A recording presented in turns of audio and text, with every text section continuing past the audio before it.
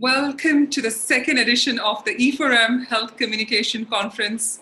Ladies and gentlemen, my name is Bhavna Bhatia, and today's conference is going to be yet followed by e4m Health Marcom Awards. Well, this conference brings together the most influential and knowledgeable stalwarts of the health and wellness sector on one platform.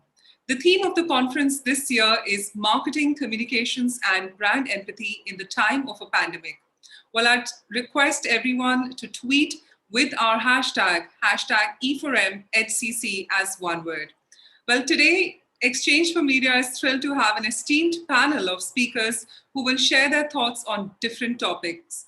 Joining the sessions are our three keynote speakers. First up, Shivam Puri, CEO, Cipla Health; Sabrina Prince, EVP, Group Management Director, FCB Health Global; and Amir Jalil, the Group CEO of and Mullen Lintas, who's joining us in addition to a long list of CMOs and health experts. Well, the agenda includes an opening keynote on the marketing, communications, and brand empathy in the time of a pandemic, followed by a panel discussion on marketing health in India's new consumer-driven world, which leads us to an interesting keynote speech on marketing continuity, digital trends for strengthening brand engagement in a remote world. We also have a panel discussion on strategies to ensure and support mental health, and we will end with our valedictory address. Ladies and gentlemen, it is now time, before we move on towards our awards, to commence the conference, for which we're really excited to have Dr. Anurag Batra, Chairman and Editor-in-Chief, Exchange for Media and Business World, to make the welcome address. Over to you, sir. Good afternoon.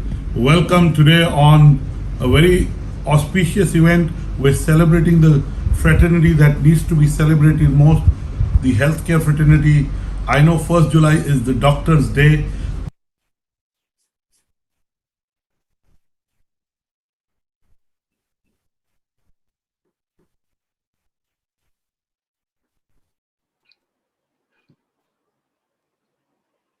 So, well, ladies and gentlemen, we did try and have Dr. Anurag Batra out there for his welcome address. Thank you so much, Dr. Anurag Batra, for joining us on the same. And I'd request everyone to keep using the hashtag E4M HCC as one word. So, ladies and gentlemen, it is always a pleasure to hear him speak. And let's begin with the day with a thought-provoking speech on marketing, communications, and brand empathy in the time of a pandemic. Well, ladies and gentlemen, the COVID-19 pandemic has made us reconsider what is important to us and rethink the relationships we have with people, organization, and brands. More importantly, it has made us question where we place our trust. Social distancing has made us realize the importance of relationships, family, and human connections. It has also made us realize what is important and what makes us human. It has also raised many concerns and uncertainty. With such complexity, how can marketers create a meaningful connection and relevant content in the times of crisis? Well, the answer truly lies in the key human ability, the ability to connect through empathy. Well, ladies and gentlemen, allow me to introduce to you our first speaker of the day, Mr. Shivam Puri, CEO, Cipla Health, who will address the topic. Well, Shivam Puri brings the edge and discipline of 17 years of sales and marketing experience in the diverse Indian FMCG sector to the world of healthcare. An alumnus of IIT BHU and IIM Lucknow, he has had successful stints across leading companies like Jubilant Foodworks Limited, HUL, and ITC Limited. Under his able leadership as the Chief Executive Officer, Cipla Health Limited looks to rapidly scale up and transform healthcare in India by pushing the boundaries to consistently innovate and offer world-class wellness products to make a difference to the lives of consumers every day. While in his spare time, Shivam runs marathons and plays the drums. And as a doting dad, he loves spending time with his two boys. Thank you so much, Mr. Puri, for joining us today live at our wonderful event. It's an honor to have you. Over to you, sir. Thank you, Bhavna. Thank you for that wonderful introduction. Can someone put up the presentation, please? Sure, Mr. Puri, we'll get that done. Could we have Mr. Puri's presentation? Yes, sir. Yeah, thank you. So Bhavna, as you know, as I was beginning to talk, as I was logging in, I realized that we had a similar event almost a year back, and it's so surreal on how things have changed in a short span of 12 to 15 months. Because the topics that we have picked up at that point in time are very different than what we are talking about here. But yeah, for because of paucity of time, let me straight away jump into the topic: marketing and brand empathy in the time of pandemic. Next slide, please. Yeah. So, what I've done is, and I have some 15, 20 minutes to talk about this. So, what I've done is I've put together a few common themes around the consumers that we see today. One big disclaimer: these are basis the experience of last 12 to 15 months, and as we have seen, these experiences change and can actually undergo quite a significant shift, even in period of a few quarters, forget years. And the shift we have all seen. Wave one began with shock and awe. That was a time when we actually had our last marketing, a similar program by e4m around healthcare. There was a shock and awe around what was happening around us as wave one descended on us. And as the cases started coming down, there was almost a euphoria, almost a feeling of saying probably India has beaten COVID and probably we are different, which is when wave two quietly crept in. And then there was massive misery and despair. All of us have experienced it personally to our near and dear ones and to our extended families as well. And today, as we sit on wave two receding, there are talks of a possible wave three, wave four, and possibly a wave N. No one actually knows. Maybe there's no more wave coming our way. So the point that I'm trying to make here is that post today, a lot in terms of how consumers behave and think through the brand communication will change basis the external environment. But as things stand today, there's a lot of fatigue and despair. All of us personally feel that there is a trust deficit, right? Many consumers I have spoken to actually are not sure if they actually should go and get vaccinated. Something so basic and so critical to take care of the COVID challenge. But what that translates into a larger trust deficit that the consumers are seeing today. There is, of course, postponement and down trading, as any down wave, any challenging wave has shown in the past. But interestingly, there's also, there are some elements of revenge buying, which we saw during the unlock of wave one. And actually, you continue to see revenge buying among the, upper middle class and high net worth individuals even today. There is indulgence. Yes, there is indulgence. Much little, a very different aspect of indulgence than what we used to see pre-pandemic, when there was a lot of flaunting around indulgence. Today, the indulgence that we see is more about emotional gratification. It's more about life is short. It's more about saying I don't know what to expect tomorrow, so let me live the day to the fullest. So these are some of the emotions that the consumers are seeing, have seen in the last 12 to 15 months. And this is what we can expect to see if the same scenario continues in future as well. Next slide, please. Next, what I've done is, I've translated this into the communication themes that many brands have adopted. And to make it a little interesting, what I would also do is I'll play a few commercials where I feel that, many of these themes actually have been leveraged to the fullest by the brands. Healing empathy is, of course, a big, big theme. All of us can relate to it.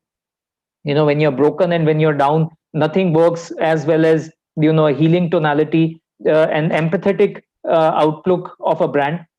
Second, there is a big feeling of loss of control. So a brand trying to help you regain control over your life, again, is a big theme that's working really well today. The feeling of gratitude, right? The feeling of little mercies of life, and the feeling of the fact that and of course we had experienced these feelings of gratitude even before pandemic, and lots of marketers had started to talk about it. But I think the importance of this has grown exponentially, and we'll see a few examples of this in the coming slides. Nimble and adaptive, again, is a big characteristic of a successful brand in times like these. Things are changing very, very fast, very quickly. So a brand which is actually very, very adaptive to how their consumers are feeling around them, because the moment you're out of tune with what your consumers are feeling, not only do you risk alienating lots of consumers, but you actually risk alienating your core franchise as well. So a brand needs to be super nimble and super adaptive, and we'll see some examples of that in the coming slides. And last but not the least, making a real difference. This again was always true even pre-pandemic, but again the importance has gone up manyfold in times like these. Consumers see through who is making a real difference and who is just faking it, and hence it's very important for brands to be very sure, and only when they feel that they have really made a difference to their consumers should they go out and talk about it. Yeah, so these are some of the themes, quick themes that I could pull out, that I wanted to share with all of you. Next slide, please. So what I'll do now is I'll talk about a few examples of where we have seen these come alive. A great example is eBay, which launched this accelerator program for small businesses the moment pandemic struck. And of course, small businesses, were struggling to connect with their consumers and customers. And here came eBay, a free offer for all the small businesses for 3 months, a free sign in, lots of help around free marketing and support. A fantastic example of helping consumers regain control. And consumers here, for example, for them would be their customers, the e4m customer base. They help them regain control of their businesses, of their life, and made a real difference. And look at the fantastic adaptability of the business. They actually went live with this program very early into the game, which is when lots of other corporates were thinking about what to do in a time like this. Next slide, please. So from eBay, this is the other example. If an employer were a brand and if employee were a customer, three great examples or three very different examples that I could pull out. The one of Twitter in news very recently for announcing permanent work from home. The one of Apple trying to get some of their employees back in office, and some bit of backlash beginning to they've begun to face. And the example of Tata Steel, or rather the whole Tata Group, absolutely fantastic. The communication that they put out to all their employees and even externally, where they actually said that if an employee loses his life during this pandemic, they will actually build salary on provide salary to their near and dear ones till the employee would have attained the age of 60, and some real differentiated benefits in terms of housing and medical for the families. Now look at this. So many employees do many policies and they become, of course, very popular externally, but in a time of pandemic, these minor things get heightened, and an employee and even a regular employee looking at these corporates forms a perfect image of what these corporates stand for in a time like this. So this is again a great example of empathy and making a real difference. People see through the real difference being made to their lives and the lens to which these corporates have gone to take care of their employees. Next slide, please. So that was on employee branding. Next, I've just put out an example of Verizon, and there are many other corporates who have done similar stuff. They have just opened their hearts and their their resources to their customers, core customers. And this is an example of free resources for kids of all ages, free digital access, no questions asked. And we have a long list of companies which have done this in India as well. I can assure you that a customer of these corporates who has used and leveraged these resources will always have a special place in their heart for these corporates. No amount of branding, no amount of communication can cover up for the real difference that they make through these actions. An absolutely fantastic thing to do in a time like this. Yeah, next slide, please. Okay, so this is an example of World Hand Washing Day. I've spent bulk of my life in Unilever. And I remember, how critical it used to be for us to figure out a way to make a change in terms of hand washing habit for consumers. And the discussion used to be around cutting edge creatives, some clutter breaking communication, something quirky, something cool, just to try and convince the consumer to change their habit. The tonality has completely changed, and the brand is different. This is Savlon this time. The tonality around Global Hand Washing Day completely changed. Many of us would have seen this video which went viral. I'll request you to play this video for all of us, but a brilliant example of empathy to actually make a change, a habit change, unlike pre-pandemic times.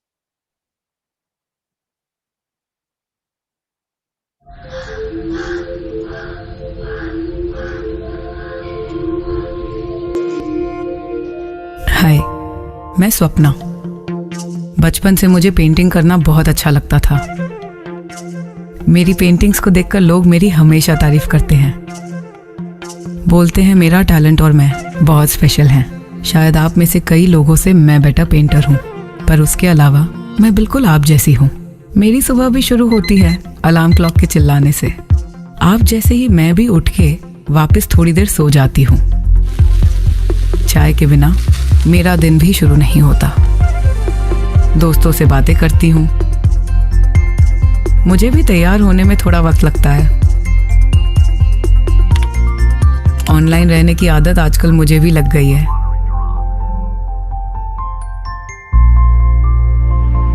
और उन्नी अपम को आपके जैसे मैं भी कभी ना नहीं कह सकती। हाँ, पर एक बात है जो शायद आप में से बहुत लोग नहीं करते, पर मैं हमेशा करती हूँ। मैं हैंड वॉश इस्तेमाल करना नहीं भूलती। 20 सेकेंड हैंड वॉश करने से you stay protected from germs and diseases, corona virus जैसे वायरस से भी। और मेरे लिए हैंड वॉश इस्तेमाल करना इतना इजी है, तो फिर आप क्यों नहीं करते hand wash? What a fantastic way to build a habit or change a habit using empathy as an emotion.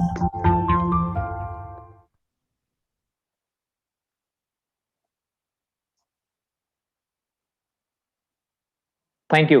The next one is Lifebuoy.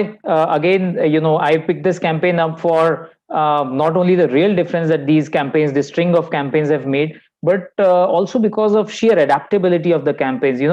Lock one, unlock one, lock two, unlock two.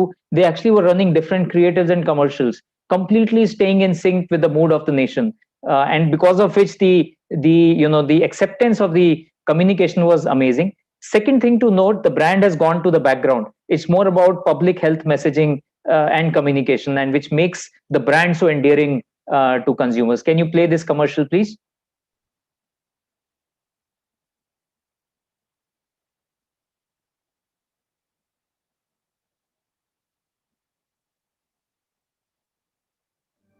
Her Indian से एक विनती है, corona virus अब तक गया नहीं, पर अच्छी आदतें चली गई। उन आदतों को वापस लाएं। मास्क पहनिए, नाक पर भी वैक्सीन लीजिए, 2 गज की दूरी रखिए और लाइफबॉय या किसी भी साबुन से हाथ धोएं या अल्कोहल बेस्ड हैंड सैनिटाइजर का इस्तेमाल करें। कोरोना वायरस से इंडिया की सुरक्षा अब आपके हाथ में है। Yeah, and for those of you who are interested, you should pull out the earlier 3-4 commercials that Lifebuoy came up with, and this is Unlock Wave 2 commercial. It doesn't look like a commercial. It's a perfect public health message, and any consumer watching it understands that this brand is trying to make a real difference to my life. Yes, they are trying to sell their products towards the end, but they are trying to make a real difference to me. Yeah, so I picked this up as a part of that. Next one, please. Yeah, so next, I have 2 commercials of Kia and Burger King. Very interesting because, there are brands, and this is an example of a brand which has a funky, cool, quirky tonality. Of course, all of us know Kia used to talk about being the badass in town. Now, for a brand which has such a funky communication that they've been working on, they suddenly can't become an endearing brand which has a lot of empathy, right? Because consumers will see through it and they will, of course, find it inauthentic. So this is a brilliant example of a naughty brand like Kia and what they have done to stay in sync with the mood of their consumers externally. Can you play the video, please?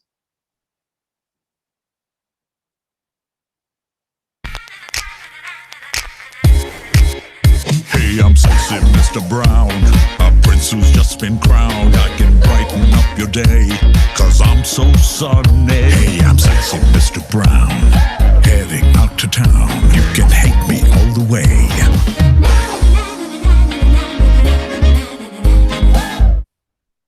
Yeah, so this is called being nimble and being adaptive. Kia could have said, oh, what can I do? My communication would not work in a scenario like this, so let me just stay quiet. They said, let me continue to keep my brand salient, but do it in a manner which adheres to the mood of my consumers. Yeah. The next one is another brilliant one from Burger King. Again, a funky, cool, quirky brand. known for its out-of-box commercials. I'm sure many of us would have seen the commercials and we understand the tonality. This is, an amazing take on what they did to their tonality to again bring it in sync to the mood of their consumers. Can we play this one, please? Your country needs you to stay on your couch and order in. Do your part, and we'll do ours. Order through the Burger King app, and the delivery fees are on us. So staying home doesn't just make us all safer, it makes you a couch patriot. And to help healthcare heroes, we are donating Whopper sandwiches to nurses. And we are also proudly supporting the American Nurses Foundation. Stay home of the Whopper. So this commercial not only talks to their core consumer base, it talks to a much wider base around, and the respect for the brand goes up multiple notches as they continue to talk about their brand. So a brilliant communication. Next one, please. Okay, yeah. So next one is again, a very interesting example. You would seldom see a brand asking consumers to not use them and request them to not use their brand.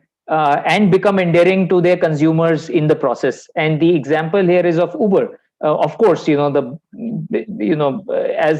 lockdown happened across the world, the brand just completely went out of business. And they could have fretted and thought about what to do in this context. They said, let's put out a public message, leveraging our brand, requesting consumers to stay at home and not use an Uber. Just imagine when time becomes, when we come back to normal times. Which hopefully we should. We already are moving in that direction. A brand like this continues to stay salient throughout a time when their services are not being used by any consumer. So can we play the commercial, please? This is Uber.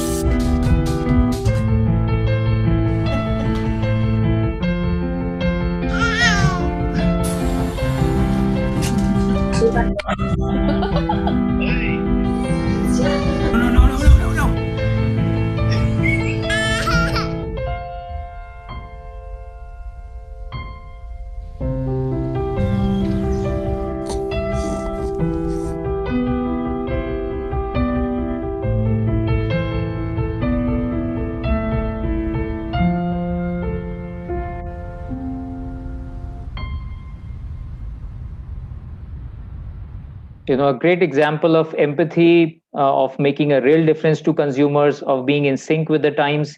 So that's it from my side. The idea of sharing these live examples with all of you was to hopefully trigger some thoughts. And I know not all these examples were from healthcare brands. I took the liberty of going outside of healthcare. But these have equal relevance even when we talk about communicating healthcare. So I hope these examples have triggered a few thoughts in your minds in terms of how you could communicate in the times of pandemic. I wish all of you a very healthy life, and I hope all of you stay safe and your near and dear ones stay safe. Thank you. That's it from my side. Thank you, Bhavna. Thank you. Thank you so much, Mr. Puri, for joining us and kickstarting our wonderful event today. We really absolutely value all your insights you've shared today. Thank you, Mr. Puri. Thank you. So, ladies and gentlemen, what a brilliant start that was. Now it is time to have a message from Dr. Anurag Batra, Chairman and Editor-in-Chief, Exchange for Media and BW Business World, to join us on the stage and screen. Over to you, Dr. Batra. Good afternoon. Welcome today on a very auspicious event. We're celebrating the fraternity that needs to be celebrated most, the healthcare fraternity. I know 1st July is the Doctors' Day, but doctors are the frontline workers who have saved countless lives and continue to put in so much work. But the whole healthcare ecosystem over the last 17 months and especially the last 3 months has been super active in their response to COVID and pandemic. at Exchange for Media, early last year, we launched the Exchange for Media Healthcare Marketing Summit and the awards to look at the nuances of marketing of healthcare, pharma, well-being, the healthcare, well-being, pharma domain holistically. So today we're meeting for the second edition of the Healthcare Marketing Summit and the Healthcare Marketing Awards. I just want to say that healthcare in India needs to become the biggest priority. I believe that we spend the least amount of money on healthcare in India as per the statistics available. As a percentage of GDP, we spend less than 1.5% on healthcare. Most countries spend between 5 to 6% on healthcare. This is the time to up the spends on healthcare, and the money should go into building capacity in terms of trained professionals in the healthcare domain. It should go in putting up plants for pharma. It should go in terms of building communities that can support each other in taking better healthcare decisions.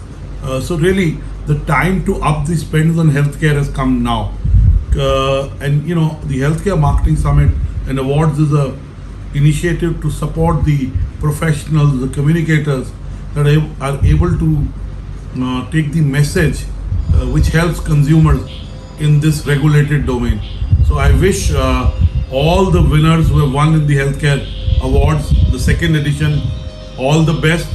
We got overwhelming response, 150 entries, second year, and we've got response from major organizations, almost every player in this segment. So we are grateful for your participation. In a couple of minutes, we start the Healthcare Marketing Conference. You'll listen from the leaders in the domain in terms of what the trends are in terms of healthcare marketing. So I wish you luck. I look forward to learning something new. I look forward to celebrating your success.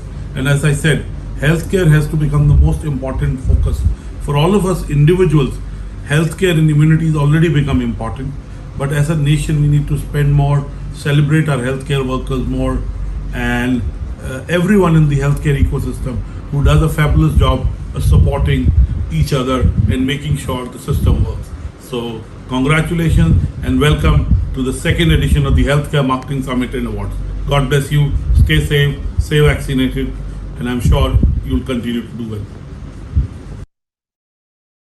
Thank you so much, Dr. Batra. Unfortunately, ladies and gentlemen, we had a slight technical issue, so we couldn't get the video on, but Dr. Batra is such a personality that when he talks, you'd love to hear him. So thank you so much, Dr. Batra, for those thoughts.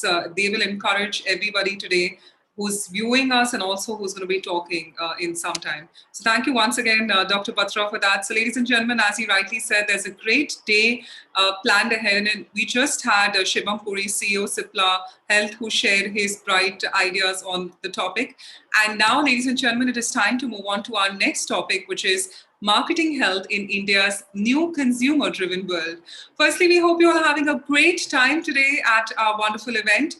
It is time now to talk about the topic marketing health in India's new consumer-driven world.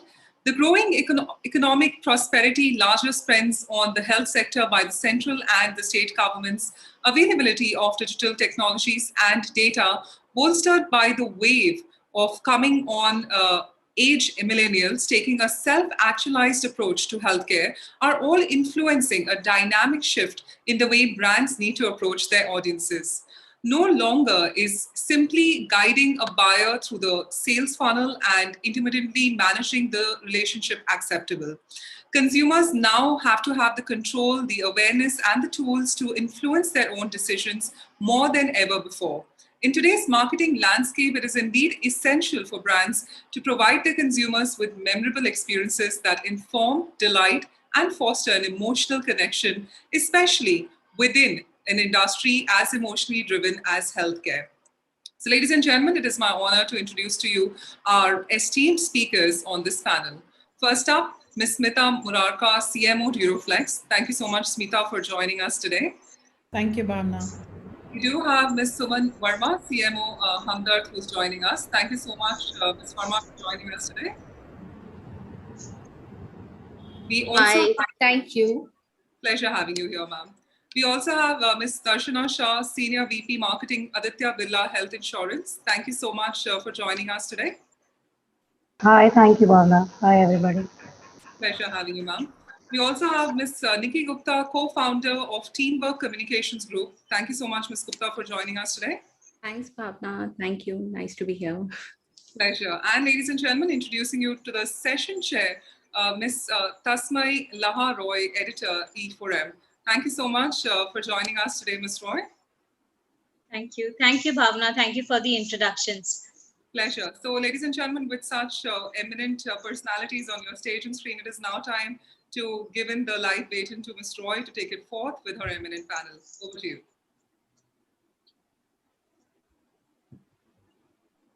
Welcome, speakers. So nice to have such an esteemed panel together at our meet today. So, we'll try to utilize the most of the time and give you speakers the maximum time to speak. So, quickly coming to the first question, which we thought of understanding from you guys is, the last year, if there is one thing that people have started taking seriously and people have started to take care of, and that's health. Right. So that has been the central point of everything in the last 1 year. So, in a circumstance like that, when people are already talking about health, when there is already so much awareness around health, does that make marketing easier for you guys? Or, does that increase the focus on marketing, and does that make you re-strategize, make it more robust? And, how does that change the dynamics of the whole situation, since health was the main primary focus area last year? So we can start with you, Smita.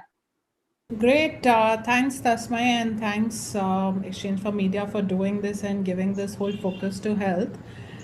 Coming to your question, brands like ours, which are actually catering to consumers through products. So we are in the business of sleep solutions, and our main product currently is mattresses. Right. I think COVID aside and the negativity of COVID aside, this was really the awareness that we were waiting for decades. Absolutely. Right? Because we propagate a lot about the importance of sleep and health. Mm-hmm. Of course, in this country, this was really ignored. I mean, this was thought to be as something we just try to do and catch up 4 or 5 hours. And we should be proud if we have not slept properly. That was really the culture that we are brought up on. Yeah. Right? So it was really difficult for us to talk a lot about sleep, and we genuinely believe in sleep, talking Right. about versus just selling. So for us, of course, when business was really active pre-COVID, it was also a choice of weightages to give on pure product communication versus talking about sleep, which is anyway not heard by consumers. So for us, honestly, this has become easier because consumers are now understanding that what are the few things which are very critical to health. And this year, a lot of editorial media has also talked about sleep and the importance of it. So the facts have really put things in favor of brands like ours, which were not so much healthcare brands, but cater to some element of health. So for us, it's been great because I think as a nation, we've started taking our health more seriously overall, and I hope this continues post-COVID too, and we don't go back to abusing our mental and physical well-being. So I think a lot of good things also we should take out of this wave that we've experienced, and hope a lot of behaviors really stay. So for us, I think it's been quite good. Right. Over to you, Suman. Now, what do you think at Hamdard? Has your marketing strategies changed drastically over the year, or in the last 1 year and a half, or has it been the same? What's changed for you in terms of marketing in the last year and a half? I think the last 1.5 years has been such a brilliant roller coaster ride for everybody. I think it's changed us all. It's changed companies. It has changed the way you look at sales, marketing, supply chain, whatever, every department of it. And I think just like the last lockdown took us all by surprise, I think, it just meant a lot of re-strategizing in the sense that we tried to do things that we'd never done before. And as you know, Hamdard is a very traditional 100-year-old company. It's followed very strict, normal ATL kind of things. So this was a time that it really required that you wear a new hat and get onto it. So, of course, this whole digital penetration that sort of boomed on us was a great way to look at reworking and reframing and repositioning all our brands. I think that's what we did. And while the sentiment was, the outside sentiment was not such that you could come with song and dance and do a lot of, hype around that. Yet we wanted our brand presence to happen. And we dared to do things which were different, which I dare say that had the pandemic not happened, we would never have done things like that for our brand. So yes, we did come up with a lot of digital campaigns to keep our brand presence alive. And of course, we looked at doing a bit of insight mining, because while everybody is locked in, who's the one who's most pressured? It's the mother, right? So there were communications that centered around her, and we positioned our products and brands around that. So we did some music video. We had a Sunidhi Chauhan singing a song for us, but it was very well received, because at the heart of it, the brand proposition of health and wellness never went out of focus. Right. So we did things like that. I think very early in the times of the lockdown last year, we were just sort of thinking, what is it that one needs to do, and who is it who's not scared of this pandemic? That's right. And as a by the conversation happened, what about the bodybuilders, and what about really the rough and tough people? Are they scared of this? And one thing led to another, and that's when we signed up with Babita Fogat and her sister, and we did a communication which says "Main Darpok," basically driving home a point that it is wiser to be a darpok and stay home rather than go out and lose it all. But we sort of played up with our own products, which was our immunity builders, because as you know, Hamdard is well known for its immunity and respiratory products. And who would have thought, that here was an opportunity to get a captive audience and talk about our range of products. And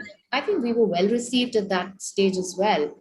So yes, while the whole world was talking about digital and digital transformation, and I call it the digital revolution that was happening, I think Hamdard must have been one of the last companies to have got onto the digital bandwagon. And that's what we did last year. We got onto e-commerce, online health consultancies. We did our salience brand presence through digital. And, it did give us a lot of great results. And the best thing that happened was that it was a great discovery to know that, the normal pattern of discovery, engaging and buying pattern has changed. And that's a great thing to know, because the young people have shown it to us. The millennials perhaps have really shown us that you have to keep it fluid. There are moments, there are micro moments, and all of this could be utilized in a different way. So yes, I think overall, we did think different. I personally, because I've been associated with Hamdard from the agency perspective for 15 years, and then now I'm sitting on this side of the table, I can tell you there are a lot of things that I now do. I wouldn't have dared to even come and propose it to the people, because, you would think if somebody's just lost it to be proposing an idea like that. So yeah, we're managing to do good things out here. Great. Right. Yeah. So that's so many interesting insights, doing something for the first time in the last year. So we'll come to you, Darshana. If you can tell us a little bit, walk us through what changed for you guys, because insurance was something, people who haven't heard of it, people who haven't ever, gone online and searched what kind of insurance they need, what is the kind of insurance that suits their budgets, their requirements. Every one of them must have checked out one plan or the other in the last year and a half, if I may say so. So, how has that changed marketing for you guys? I'm sure there was pressure on product, on new customer acquisition. There must have been so much going on. So tell us a little bit about what changed in your marketing strategies in the last year and a half. Yeah, so that's my yes, thanks. It was a clearly unprecedented for everybody. Yes. And the good thing, I think, for once, I really felt excited to be a marketeer in a health insurance category because for once the customers were waking up that do I have a health insurance? I used to always say that, health insurance, nobody is going to wake up and say, "Ki, "Arey yaar, mere paas, aaj I want to go and buy clothes, I want to buy many things." Health insurance is not even top of the mind. So for once, this category suddenly became a pull category and not a push category. So, and yes, everything changed for us the way even Suman was saying and others were saying. So last year, March, when pandemic really hit, is Jan, Feb, March is very, very big for us in insurance as sales. And this is exactly the time March is the largest month in the year. And suddenly we had to completely go on a halt. Absolutely. So it was, insurance is sold a lot through intermediaries. So imagine you can't meet customers face to face is stopped everything. So it was completely devastating at that time. That entire India, everything came to a halt. And more than that, there was a lot of anxiety with customers. There was a lot of panic. So the good thing, what has helped us is that we had launched this company with a positioning of health first. We were not about health insurance. We were about health first and focus on your health. So that entire proposition that we have built in the last 4 years is what really helped us because this was a time when people were not looking at sales. They were not looking at any brands coming and pushing them on buying products, but really empathizing and helping that. And that's when we started this entire. So I have a huge community online called Active Living, and my entire Health from Home series is what we started. We partnered with a lot of influencers, big names like Liu Coutinho, Aditi Govitrikar, Nikki Mehta, and many such things. A lot of doctors, and every day we used to have Facebook Live series from morning to night on physical fitness, nutritional wellness. We also had around the doctors coming and talking mental wellness. So all those wellness, whether it is physical, nutritional, mental, and also doctors coming and talking, whether pregnant women, senior citizens. So this entire thing we ran for 6 complete months. A lot of engagement from Health from Home. We also created an entire, conversation around the new health partners because people were used to having their health buddies when you go out for a run, walk, somebody nudging you, and that's what India is all about, the whole community way, and with your health buddies, and suddenly that had stopped. So we created an entire series called Sehat Ki Nayi Aadat in under Health from Home, where you had to look at your mother-in-law or your husband or the mother and child. How can you create new health buddies in the house, at your home, and do things together and still not give up? This gave us a lot of, this gave us a lot of customers coming, engaging with us from the health lens, not just health insurance. So that really helped our positioning. That helped my, entire intermediate, my bank, because we sell a lot through banks. We sell a lot through, the agents and entire ABG group being a large conglomerate. So many of ABG companies, and also we could create this kind of a platform, conversation and engagement through. I think we reached almost 70 million customers in this entire, time. We in that 6 months of lockdown, we have a part of the Facebook Hall of Fame. So a lot of new ways of doing things, a lot of agile. I also have a mobile app for all these activities. So you could do suddenly. We had to introduce all virtual home videos to live active because we also give money back if you're staying active. So that's our proposition. So creating everything literally up, differently, looking it from the consumer lens, being more empathizing with the customers was the way we went around doing this. And it really helped because we were finally as a brand still growing at 70% year on year.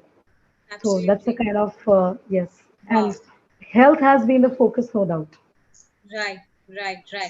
So, Nikki, over to you. While all the other speakers spoke about their brands and what they have been doing in the last year and a half, I'm sure for you, you have worked with multiple brands together, so multiple clients. Tell us what was that one common thing that they were looking to change in their marketing strategies in the last year and a half. What are the kind of solutions that they were asking you for to bring about that whole change in conversation, bring back the whole focus of the marketing to health, acclimatizing people about the importance of their products, services, etc. Tell us a little bit about how it has been in the last year and a half. Certainly, Tamshi. So I'll tell you, as you said, that health is a universal crisis right now, and everybody is facing the same situations. Being that in mind, we are a health-focused communication firm, and we work for more than 45 clients in healthcare. Wow. So when we are talking about healthcare communication and 45 having clients in our kitty, I would say that it has been a very roller coaster ride for us. Sure. Every client wants a very custom made, tailor made communication plan. And the plan is no more like, even the monthly plans are not even working in the healthcare scenario right now, because things are changing so frequently that you cannot rely on the long-term plans here. So either our teams are working, around the clock, and they are making short-term plans, like for 15 days, for 7 days, according to the client's requirement. If I talk about in this last 1.5 year, we have done multiple healthcare award-winning campaigns, be it we have done for Hero Cycle Revolution, we have talked about, where we did not just talk about cycling, but yes, it is the whole, health related campaign.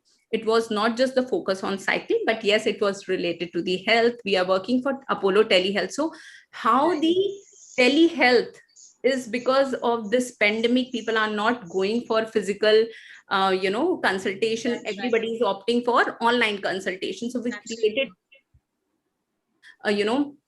more than 7 lakhs online consultation in a specific period. And we really did great campaigning. And then with influencer marketings with Novartis, we did, disease awareness campaigns. So it was a holistic approach for all the brands that we are taking, and be it an oxygen crisis. So the team is very agile. We need to, the industry's whole agile. So we really need to work accordingly and create the customized plan for all the brands. Right, great. So, another interesting thing that comes up from what each one of you said, like Suman mentioned a couple of things that were digital first initiatives that were taken last year.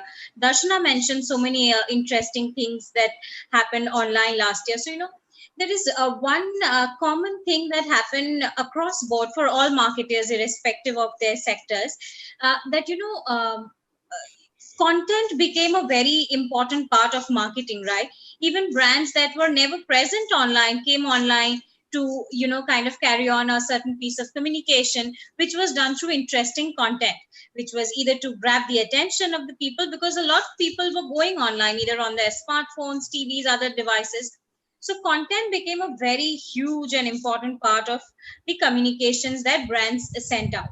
So, Suman, we'll start with you again. If you can, you mentioned a couple of things in your first answer, but if you can elaborate a little bit about, the importance that you gave to content as a marketer and how it changed things for you.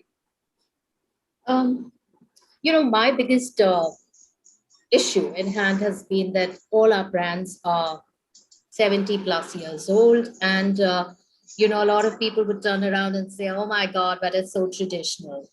Now, it doesn't help to be so traditional when you're in a health and wellness brand. You have to look at the efficacy of the product rather than just the imagery around it. But yes, of course, you have to be talking the youth language. You have to be talking to people who influence decision making. And we all know it, that when you have a 14 plus at home, they sort of start influencing you to think different, look different, behave different. Now, it definitely meant one thing, that we weren't going to just stick to traditional media, because traditional media till September last year, I don't even think most brands were present on television as such.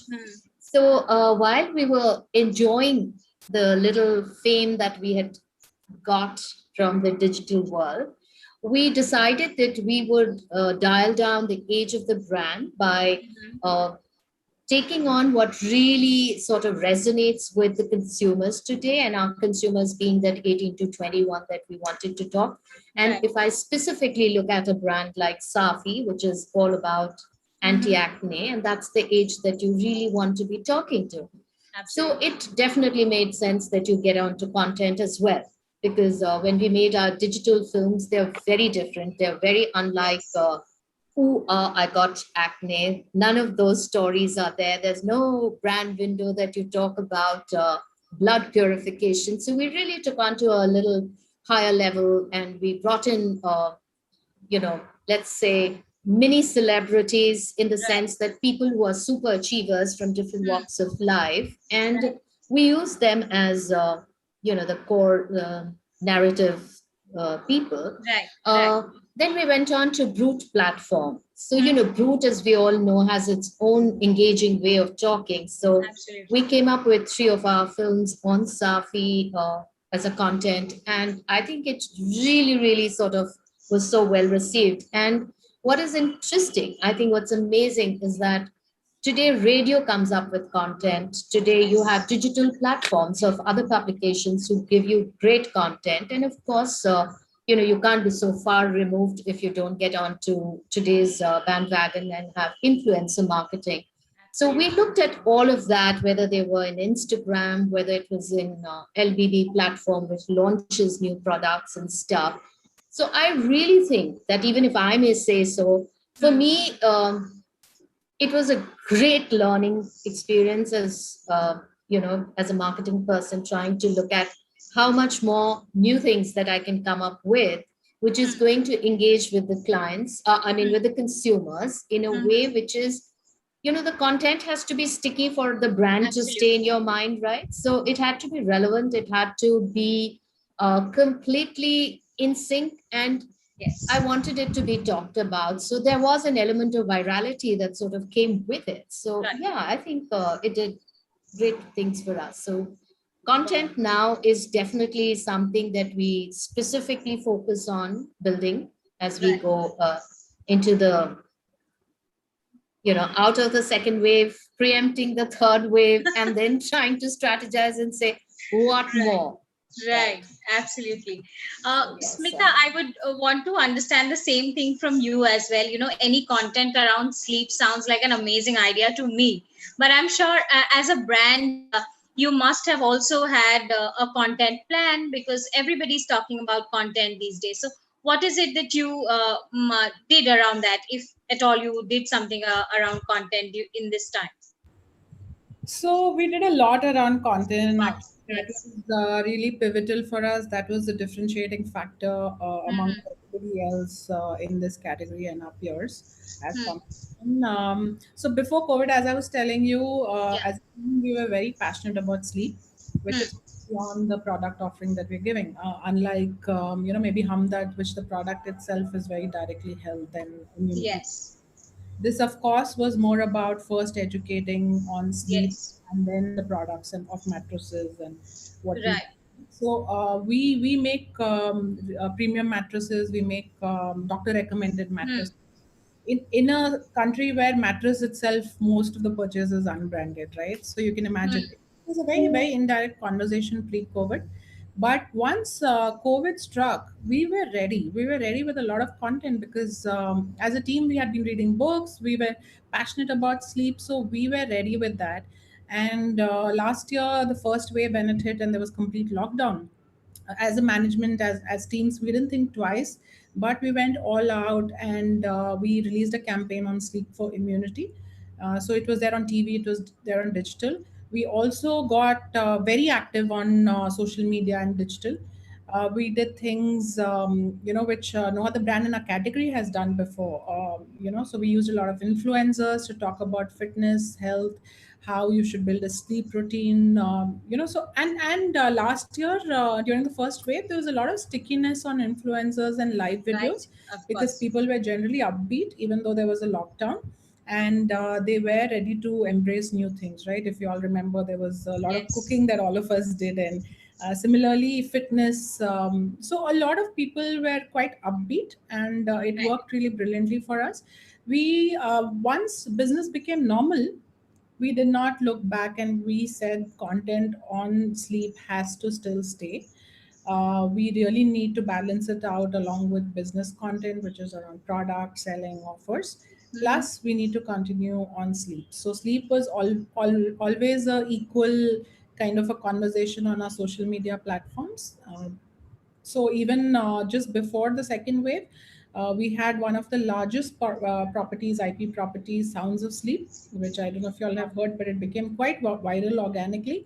It was the first time in the country that any brand like ours has done a property on music, and it was about the regional lullabies, really reviving them for the young parents, reducing their anxiety, and some of the top singers came together, and it was hosted on Sony YouTube channel as well as ours. So this was completely different. It was not in the realm of business, but of course on the whole education of sleep. When the second wave struck, this time the mood was much more somber, right? If you'll recall, about 2 months back in April, it was really a negative scenario where any brand which was seen to be promoting business or a product was really negative, and we didn't want to be doing that. So what we've been conscious about in our content strategy is know the mood of the consumer right there, right then. So it's not about creating a plan on Excel sheet while we do all that, but making sure that as a team we are very clued in on the moment of the mood. And we made sure that that time we just took a back seat. We took off all our product communication, and for 15 days we got doctors on board, in fact, this time. So this time it was not so much about talking about positivity, because the word positive, I think, had a negative meaning altogether. So we shifted our strategy to more really get the experts, the qualified experts, which is doctors, and make them say how firstly sleep impacts even vaccine efficacy. So we had this whole article written by our MD and some of the doctors and the big names, how sleep impacts vaccine efficacy pre and post. And that was a very relevant article when the entire vaccination drive was starting off, right? So very, very relevant conversations, and bringing in the right experts at the right time, relying on the mood of the consumer, and balancing between business kind of content, product kind of content, and actually what you stand for in a much larger objective. That has really been our strategy. We've also, because we've been so focused on what else can we launch to help people sleep better, we've been able to expand our product offering. And today we sell a lot of pillows, accessories, mattress protector. In fact, last year we launched a antiviral mattress protector, something which normally might not have taken so much of a center stage. But holistically, I think we were able to really look from a consumer and healthcare point of view. We're also doing a lot of research on sleep internally, and we would be coming out with a lot more things. So I think if you know what really part of health is it that you are focusing on as a business, and you're very single-minded about that from consumer point of view more than your business point of view, I think that makes great content. Because I mean, otherwise you're just selling. As Suman said, if there's Safi as a product, it's still relevant today. Similarly, sleep is going to be relevant forever, right? So you're not talking to a particular kind of an audience or trying to sell them something to suit just an age group or a lifestyle. It is essential. So for healthcare content, I would think really be true and honest to what you're all about. If you're totally out of the realm of healthcare marketing, then just because the mood is around it, probably doesn't make much sense to talk about it.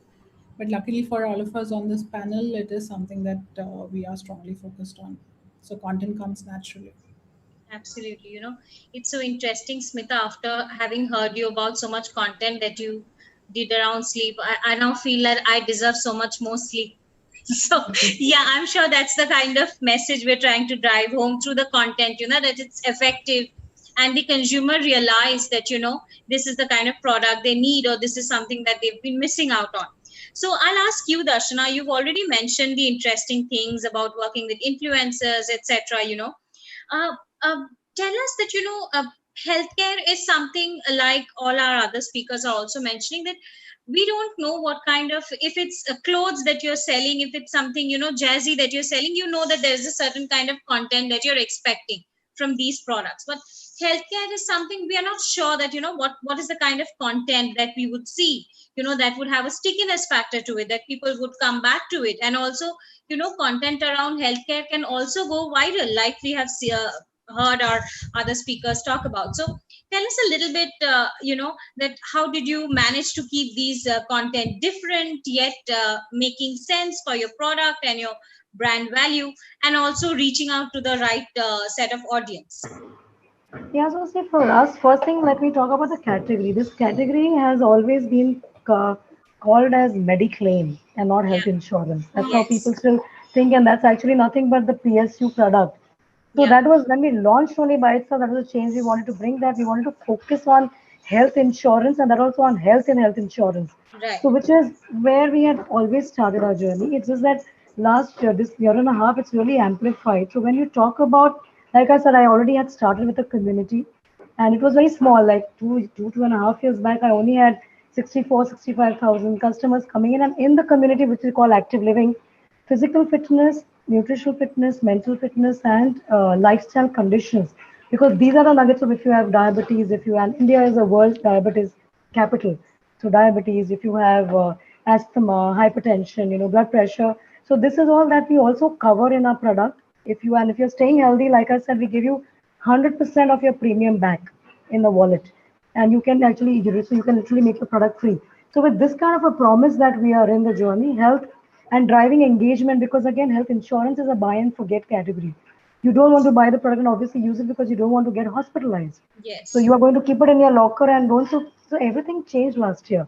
Last year, suddenly a lot of COVID cases, people had a lot of anxiety. So this community where we had a lot of conversations around health and the content, to be honest, earlier we were focusing more on static post and writing a blog kind of long form articles. Last year suddenly we realized a lot of content need a lot of empathy with the consumer and brand becoming a brand who's reaching out and understanding your need. So we bought all variety of content mediums, so whether it was podcast, whether it was music, whether it was videos, and obviously static and infographics. So literally on the platform, we created 200 plus content, pieces, literally writing it all new. So having so many content partners on the background, and that is what created. So last year I had, 1 million plus visitors on this. This is not my health insurance. This is just a community sort of a, space microsite. So that's the kind of traffic we got. Today we have around 20,000 plus subscribers who are month on month coming, repeatedly using it. So that is what the driving content through that. Second thing is interest groups. So today, because I have, like we have 12 million lives covered. So we have an entire application, mobile app that you download. Again, I said it's a health and wellness ecosystem. We partnered with a lot of all these telemedicines, doctor on call, all that, which is on the medical side. Also on the health side, we have Fitbit, Garmin, we have Google Fit, Apple Health. So we can track the health. We can help you on any diagnosis or anything like that. So know your health, improve your health, and get rewarded as a platform that comes to life through our mobile application. And there also I have interest groups. I saw 300%. So we have running group, we have nutrition group, we are also adding a diabetes group. So I have seen 300% jump in conversation, people joining the groups and actively participating. So suddenly just going out and selling a health insurance product the way this category does, we've actually turned this entirely on its head and started from the health first conversation. And that is why content has become a large piece for me, the way we do things differently. And I'll give you some of the examples. Like every year on World Health Day, I do this property, and this was my 4th year, called Jump for Health. That you jump for your health and we donate prosthetic leg to somebody who can walk. This has almost become a movement. I have global jumping groups across the globe. People have created groups for us and they keep donating it to us. And this year alone, and this was completely driven digitally, we also do through our bank partners and all. So this year alone, I have donated 1,100, prosthetic legs. So that's a kind of digital virality that it created. And similarly, we do on Cancer Day and just Yoga Day. I think 2 weeks back we had World Yoga Day. So this time we did Yoga Day differently. We created yoga music also. We've done a lot of partnership with music. Music was another thing during. So creating a health music, a health playlist. So we partnered with Spotify. We did with Ghana. So creating this kind of different kind of content, which is on the move, on the go, the bite size, snackable content as you call it. So these were the things that we did last year, and that's what has engaged a lot of our consumers. That has got the the brand scores going up. So yeah, I think that's what we've done, and of course a lot of awards that we won. So Great, great. Nikki, I'd come to you and help us understand. I'm sure you have seen a variety of content, right? You have so many clients in your basket, so I'm sure each one of them have a different kind of content depending on what they are selling, right? So tell us about the variety that you have seen. From X kind of content to Z kind of content. What is the kind of variety that you've seen?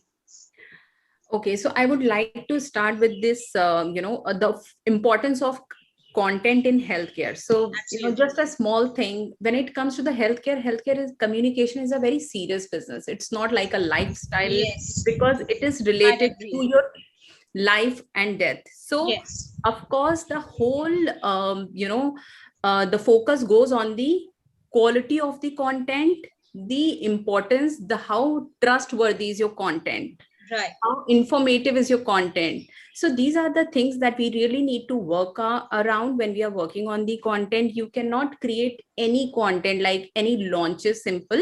The real difference you can make during your communication. So it's important to be very authentic. It is important to be show empathy during your conversations and the communication.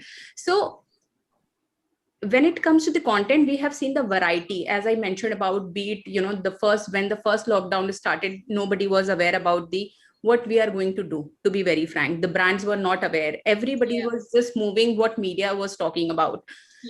That time we realized, and we just start working on the, as we have more than 17-18 hospitals in our organizations.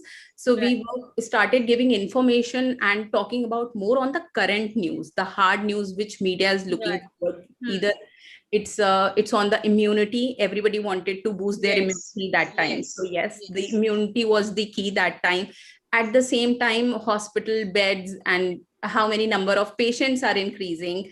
And how do you want to stay fit? Because during the first wave, everything was normal, means there was not such kind of casuality where the people were not happy around and they just don't want to do very serious story. So it was moreover informative stories that we were doing that time. And we were focusing more on the hospital aspects, gene strings we work for, which does COVID testings. So be it a testing, labs, startups, and multiple, when it comes to the second wave, it was moreover a very serious content. And it was an ongoing thing because hospitals in between and the healthcare brands, along with the COVID, they wanted to promote their other things as well. So during our communication, we need to ensure that we are focusing on the other areas as well, be it cancer, be it other diseases also, right?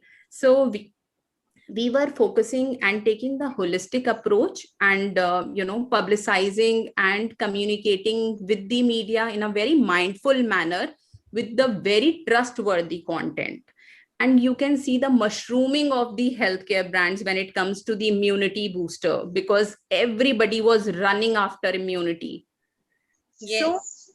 So be it social media content, a PR content, or the influencer marketing content, one thing that we anchored it with the trust, empathy, and right information. Because when you are doing a piece of wrong information, it spreads like a wildfire. So keeping that in mind, being a communication firm, it was our responsibility to keep the focus apt on the brands along with the right communication, I would say. Absolutely. There are so many important points that you brought out, Nikki, like importance of the communication and the right messaging. That is also important. You have to be sensitive about what you're talking about, what is the communication that you're giving out. So, given we have very little time left on this panel, I would come to each one of you to understand the importance of, being sensitive in your content, yet being different from your competition when you're giving out a certain piece of information or communication to your customers. And, how differently have you done it for your brand? What makes you cut through the clutter? So we'll start with you again, Suman, if you could wrap it up for us. Okay. Well, I'll just speak about Hamdard first, because that helps me to talk about what we could have done. I think the desire of any marketing person would be to create a content that could be clutter breaking, or create any communication that's clutter breaking. But, the business that we handle, which is health and wellness, the most clutter breaking thing out there is the product itself. Absolutely. What is the product that's going to be driving it, or what are the services that as a health company that we are going to provide to people that's really going to, sort of connect with the consumer. That was of prime importance. And I think even in the pandemic last year, we launched 11 products, and that itself was a quite a task because, as I think Nikki spoke about that, everybody spoke about immunity and stuff like that. But the point is that when you are, I think this pandemic gave supported nature and natural products, and it gave them a chance to sort of thrive and survive on. And it is therefore, it was a very natural thing that despite having 450 products in our own kitty, we came up with a lot of other products which were the need of the hour, whether it was the single ingredient products, which you don't need to be prescriptive in that, you could just sort of buy it off the shelf. And since we were already present in e-commerce and places like that, it was so easy to purchase these products. So the communication that went with it were, I wouldn't say insightful, but they were beautiful. Because, when you start seeing the kind of ingredients that have gone into the making of that product, it sort of starts talking to you. So that's how beautiful our communications looked, in the digital space. So we did a lot of other things. And also during the pandemic, I think that Ayush Ministry supported and promoted a lot of natural products. So I think this gave boost to a lot of products who are in the Unani space and otherwise. And Unani as a system is known to few, and those who believe in it wholeheartedly. Yes. But I think what also this whole thing, the pandemic did to us was that it allowed us to outbox the brands and start indulging and having a conversation with people who are not the users of this product. So a lot of social listening really helped us to understand that what is it that people wanted to understand. So, I think in the past, if the communication or whatever information dissemination had happened, it seemed a bit layered. It helped us to sort of demystify it and put out a very simple communication where putting the heart of the product as a story and doing a lot of things. So I used PR very extensively because, during the pandemic, 4 of our products went in for research. They wanted to understand whether it works to treat the, the COVID patients, and we are awaiting results now. So that also was a talking point. So I think all in all, what it did, what I think the pandemic has really helped us to understand, and there's a great learning for it, is that one needs to simplify, demystify the products, talk about the natural products in a more natural manner, and help it to connect with not just a section of people who understand the method of this holistic treatment, but sort of start disseminating that information to one and all. And, the surprising bit has been that the number of letters and queries that we get on a daily basis on products related to respiratory, skin, immunity, I think has been quite awe-inspiring. And this has also given us a lot of opportunity to create our online health consultancy, which is sort of, we started last June, but I think it's sort of taken off, and we really need to have more doctors to be able to service them than to be able to service our clinics. So that I think has also been quite a learning. And I think I think Smitha was talking about that, since most of my products are related to health and wellness, it sort of gives us that one advantage to reach out to people during this time, however trapped you may feel inside your homes, that here are these natural products.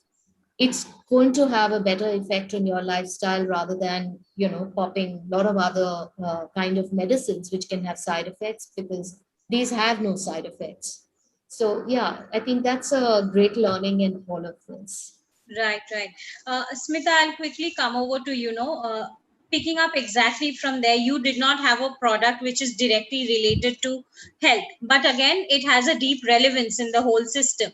So in terms of your messaging, in terms of your marketing, what is it, that differentiated, a communication to convince buyers, alongside being sensitive at the same time, given the time that we were all in.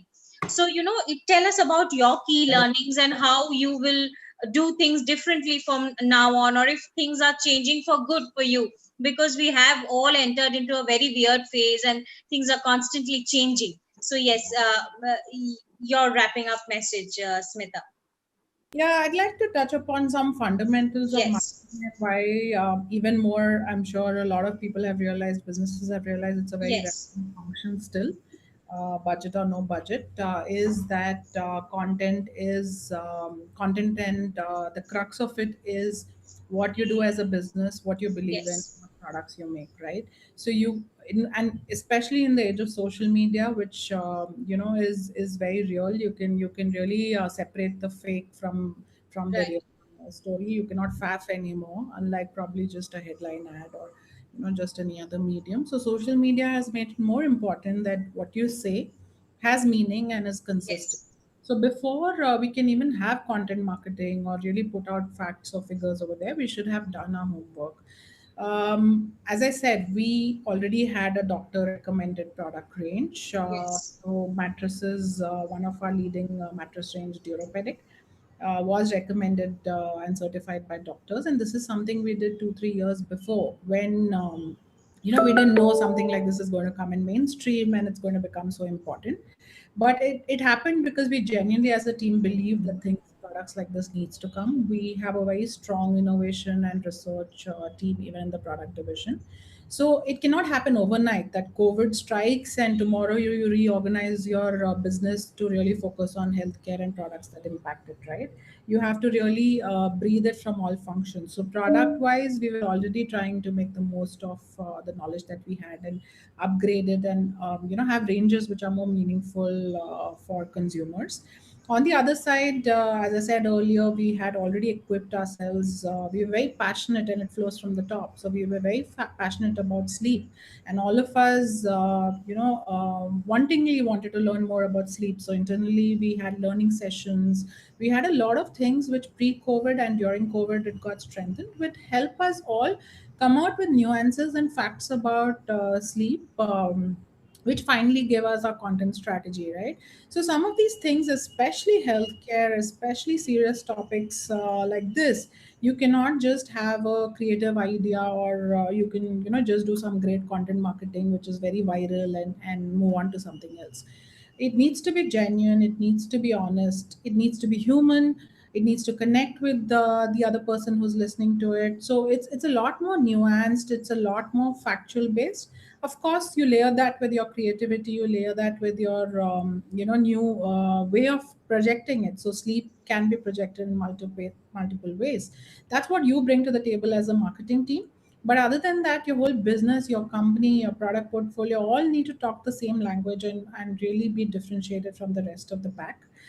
For us, luckily, we were in a category which was literally sleeping on content, and we were able to really get a lot more bang for our buck because of that. So from an ROI perspective or from a reach perspective, it gave us a lot more versus established categories where everybody's talking the same. But of course, now we are getting into a situation where everybody's caught up to it, so it'll help us be on our toes even more.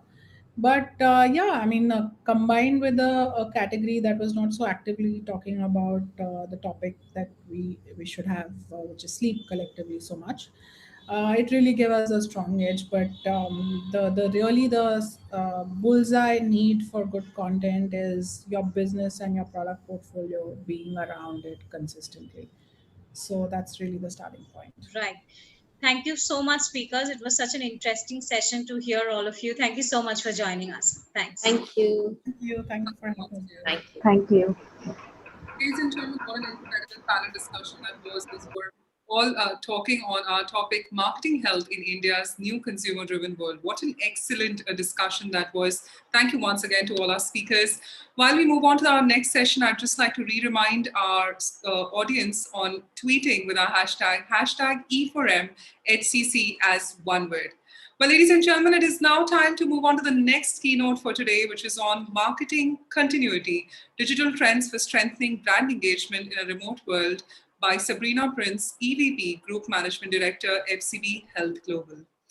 Well, with 20 plus years in healthcare marketing, including research, public health relations, and advertising, Sabrina is a strategist who's able to identify pivotal customer insights and impact customer behavior to drive revenue. As the EVP at FCB Health Europe, Sabrina is an empathetic leader and a mentor and champions diversity and inclusion. Her passion is helping small business owners recognize their brand essence and cultivate marketing strategies to expand customer loyalty. Thank you so much, Sabrina, for joining us today and being a part of our wonderful summit today. It's an honor having you. How are you doing? I'm doing well, thank you. It's a pleasure being with you. Can you hear me okay?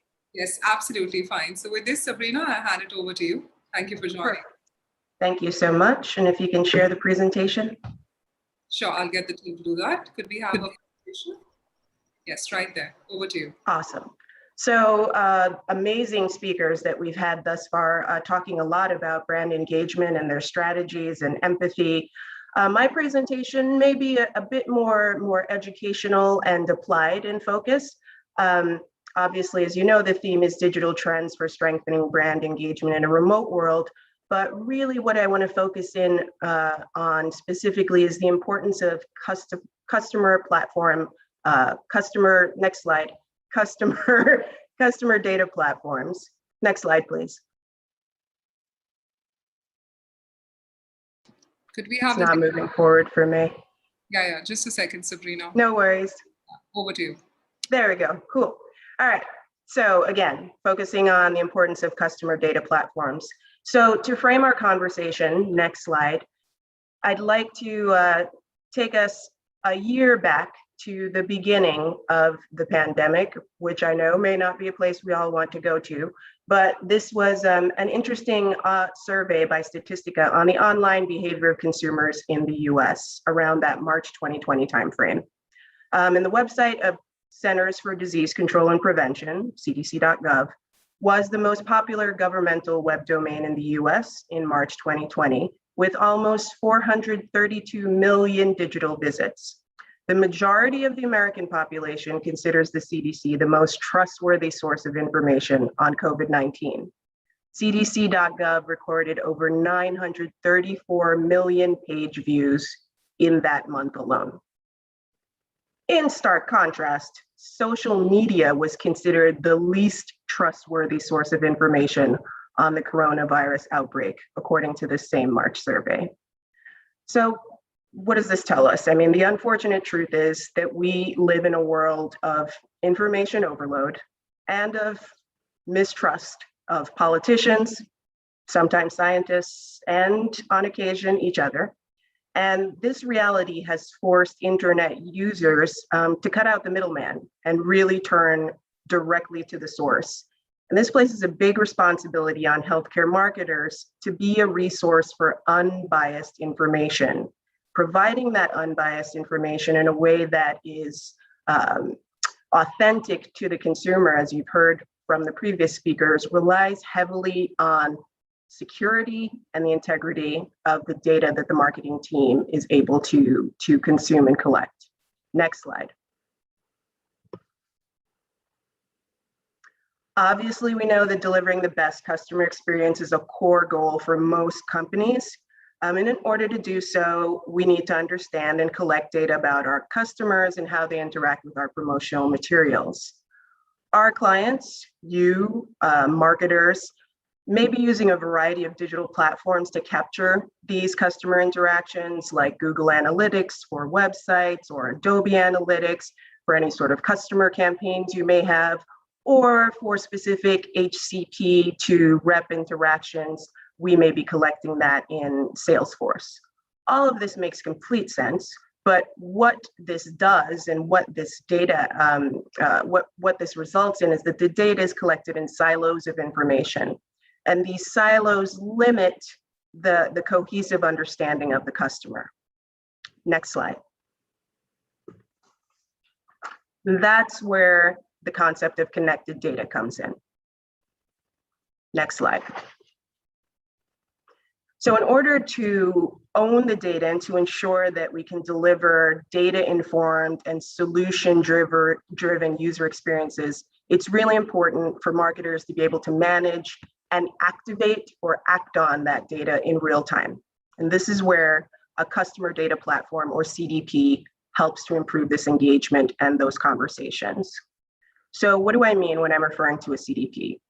Essentially, a CDP is a single dashboard where all data, all tagged data, all identifiable tagged data, so information about your customer that you can get down to the identifiable level on, is captured across all the brand's digital properties, and it can be managed and segmented and inform any customer insights. So this is an example of just a mocked up CDP, customer data platform. And you can kind of consider this diagram, instead of a line, more of a loop. But on the left, you'll see the inputs, those digital platforms that are collecting data from websites, any customer relationship programs, any HCP rep engagements that are happening, and feeding in the data into this centralized CDP platform. The beauty of a customer data platform is that we can collect that online data information, but also any offline information that is occurring from events when we get back to live events, or any sort of segmentation or market research or surveys that currently exist that create more of a comprehensive picture of the customer.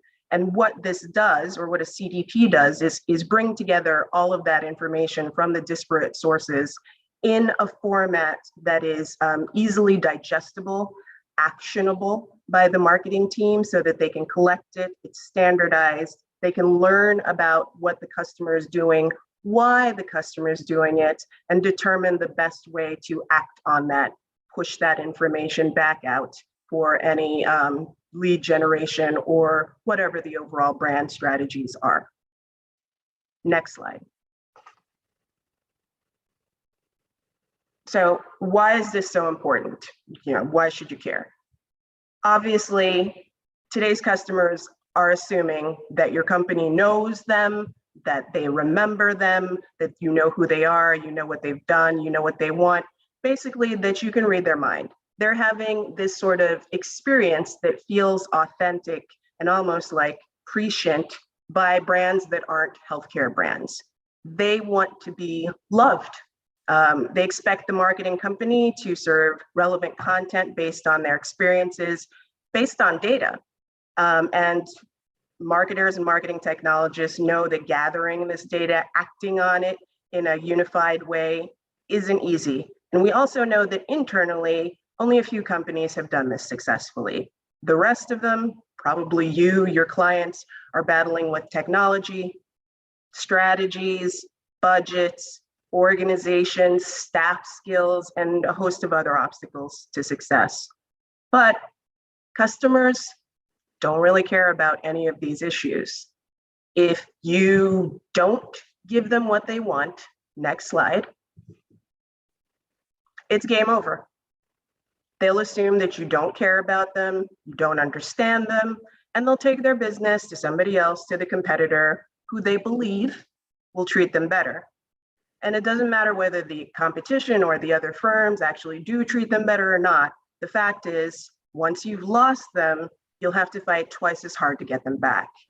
And it's therefore not a surprise that delivering this unified, love-inducing, brand-loyal customer experience is one of the highest priorities for marketers. I'm probably preaching to the choir, I know. Next slide. So you're like, okay, yes, Sabrina, I agree. I want my customers to love me. Where do I begin? Next slide. So as I mentioned, a unified customer experience is impossible without unified customer data. Most data, as I mentioned before, originates in separate systems that weren't designed to share it with anything else. Traditional methods for collecting data into unified customer profiles, like enterprise data warehouse, have failed to solve this problem. Newer approaches, like data lakes, have collected the data into like a big lake, but they fail to organize it effectively in a way that marketers can act on it. A CDP is an alternative approach that has had great success at pioneering companies, and it puts marketers in direct control of the data unification. It helps them to ensure that it's focused directly on their marketing goals, marketing requirements, and CDPs specifically apply specialized technologies and pre-built processes that are tailored to meet marketing data needs, to customize the information in a way that's actionable for marketing. And this essentially allows them for faster, more efficient solutions than any general purpose technologies. We know how important it is in this evolving landscape to be able to understand what our customers are doing and react on the dime. And CDPs assist in that process. Next slide. So I've listed here just 5 CDPs that as an agency we've worked with clients. I don't expect you to read these all. Segment, Exponia, ListTrack, Emarsis, Telium, they'll be in the wrap up and the handout.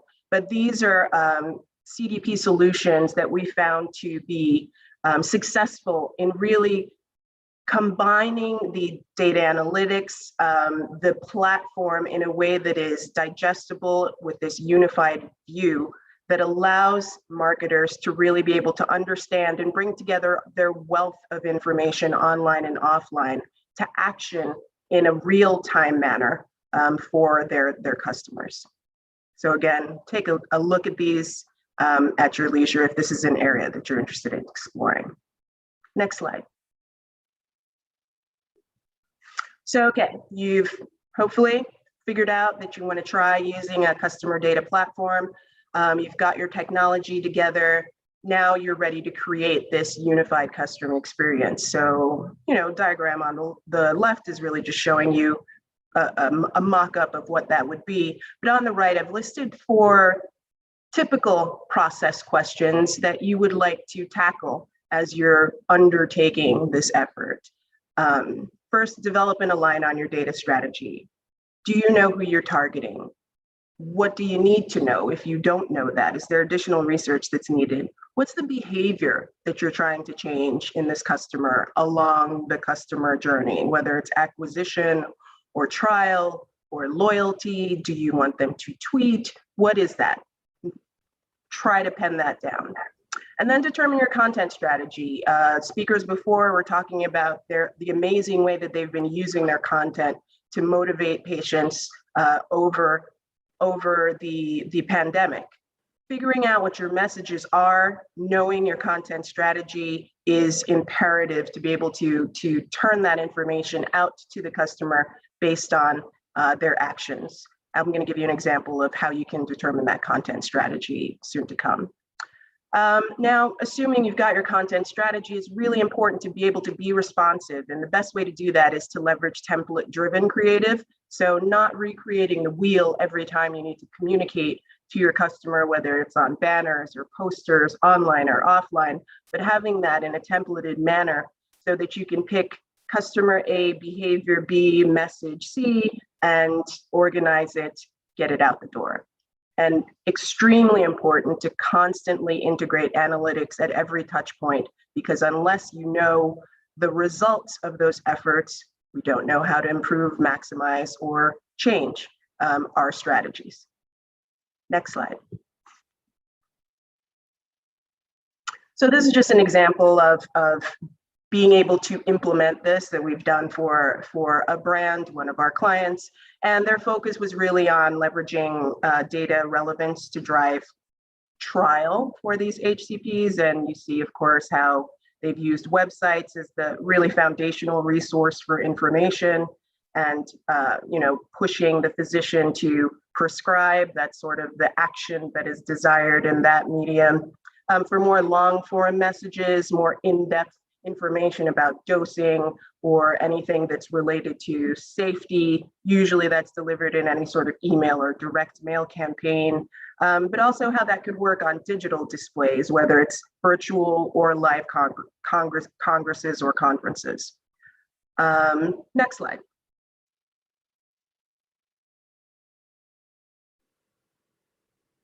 Then you can see, of course, how you could expand this to all of your customer groups. So this is just an example of a ecosystem, multi-channel ecosystem, where we've created that world of customer experience for the physician, a similar complementary world for the patient based on the experiences and drivers that we know they're going to interact with. And knowing what our content will be for the physician, what the content will be for the patient, the marketer has the opportunity to create like a universe where when that conversation happens, they're both speaking the same language, and it is the most productive, leading to the treatment of that particular disease or prescription of their medication. Next slide. So you've got your assets, you've got your CDP, and you know your customers, you know how to reach them. What do you say?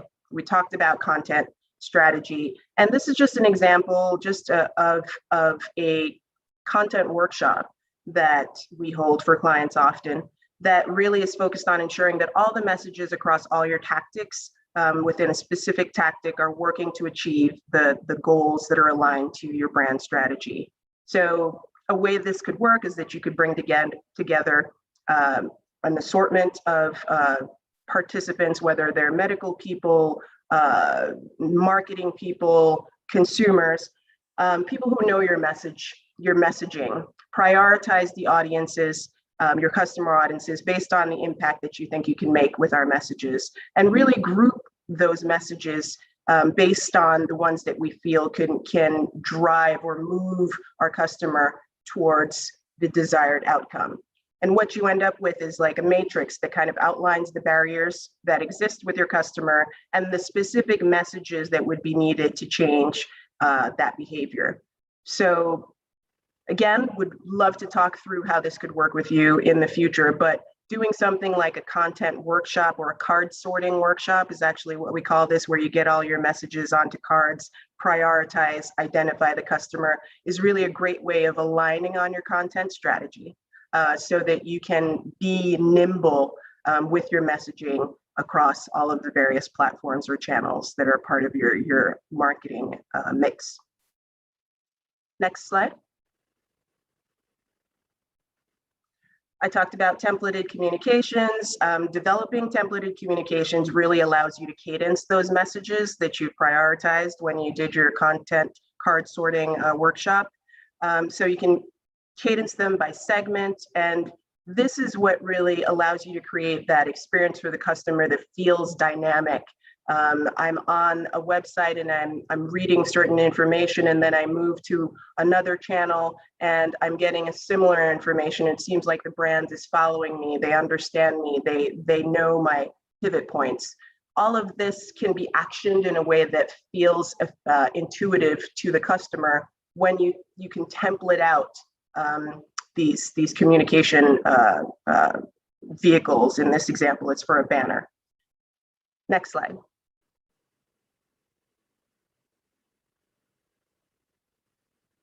So I threw a lot at you real fast, but really focusing on customer data platforms and bringing the power into the hands of the marketing team, aggregating that information and that data that is in-house, offline, and online, putting it in a singular dashboard place so that you can understand and contextualize it and drive better decision-making